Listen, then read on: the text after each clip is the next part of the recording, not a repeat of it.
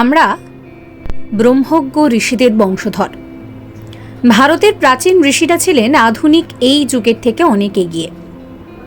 শিক্ষাদান পদ্ধতির ক্ষেত্রেও তারা যে কতটা উদার, সুদূর প্রসারী চিন্তা পোষণ করতে পারেন তা তাদের কিছু কাজের মধ্যে দিয়ে প্রকাশ পায়।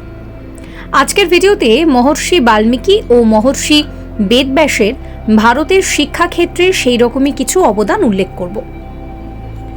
আধুনিক শিক্ষাবিদ ও মনোবিদরা শিক্ষাদান পদ্ধতিকে আরও সহজ এবং শিশুকেন্দ্রিক করার জন্য নানা রকম টিচিং লার্নিং মডেল তৈরি করে চলেছেন।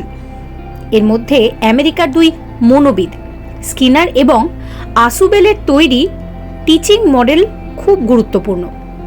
আসুবেল যে মডেল তৈরি করেন সেটি অ্যাডভান্স অর্গানাইজার মডেল এবং স্কিনার যেটি তৈরি করেছিলেন সেটি হলো প্রোগ্রামড ইনস্ট্রাকশন মডেল। এই দুই মনোবিদ ও শিক্ষাবিদদের টিচিং মডেলের সঙ্গে মহর্ষি বাল্মীকি এবং মহর্ষি বেদব্যাসের কিছু কাজের সাদৃশ্য পাওয়া যায়। আমেরিকার মনোবিদ স্কিনার একটি টিচিং মডেল প্রকাশ করেন যার নাম প্রোগ্রামড ইনস্ট্রাকশন মডেল। এই মডেল অনুযায়ী বলা হয়, ছাত্রদের কোনো বড় পাঠের জ্ঞান একসঙ্গে আয়ত্ত করতে বললে তাদের অসুবিধে হয়, কিন্তু যদি একটি বড় পাঠকে ছোট ছোট বহু অংশে বিভক্ত করা যায় তাহলে ছাত্রদের বোঝার এবং সেখান থেকে জ্ঞান নেওয়ার ক্ষেত্রে সুবিধা হয়। রামায়ণ ও মহাভারত রচয়িতা মহর্ষি বাল্মীকি ও মহর্ষি বেদব্যাস দুজনেই তাদের বৃহদাকার মহাকাব্য দুটিকে প্রথমে কিছু পর্বে বিভক্ত করেছেন এবং তারপর সেই পর্বেরও মধ্যেকার ঘটনাগুলিকে ছোট ছোট অংশে উপস্থাপন করেছেন। এছাড়াও আমরা শ্রীমদ্ ভগবত পুরাণ থেকে জানতে পারি, মহর্ষি বেদব্যাস একসময় ধ্যানে জানতে পেরেছিলেন যে কলিযুগের মানুষের বুদ্ধি কমে আসবে এবং তারা বেদের জ্ঞানকে আয়ত্ত করতে পারবে না। তাই তিনি বেদকে 4 খণ্ডে বিভক্ত করেন। তার এই কাজ অল্প বুদ্ধি মানুষের বোঝার জন্য একটি বড় পাঠকে বিভক্ত করার নামান্তর। এছাড়াও আমরা কোনো পাঠকে খুব সহজে বোঝানোর জন্য উদাহরণের সাহায্য নিয়ে থাকি। এক্ষেত্রে বাস্তব জীবনের উদাহরণগুলো সবচেয়ে উপযোগী হয়।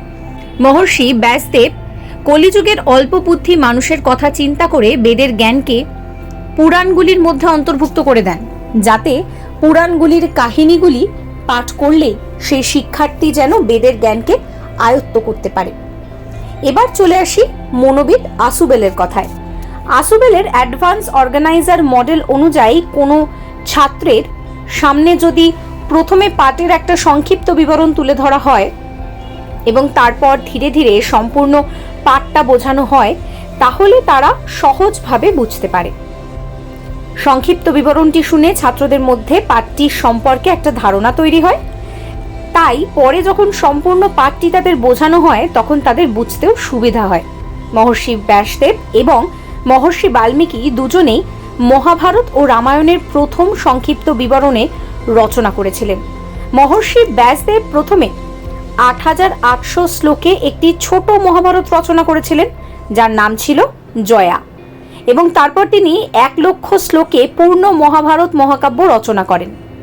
মহর্ষি বাল্মীকিও প্রথমে ১০০ শ্লোকের মধ্যে একটি সংক্ষিপ্ত রামায়ণ রচনা করেছিলেন এবং তারপর ২৪০০ শ্লোকে তিনি পূর্ণ রামায়ণ মহাকাব্য রচনা করেন।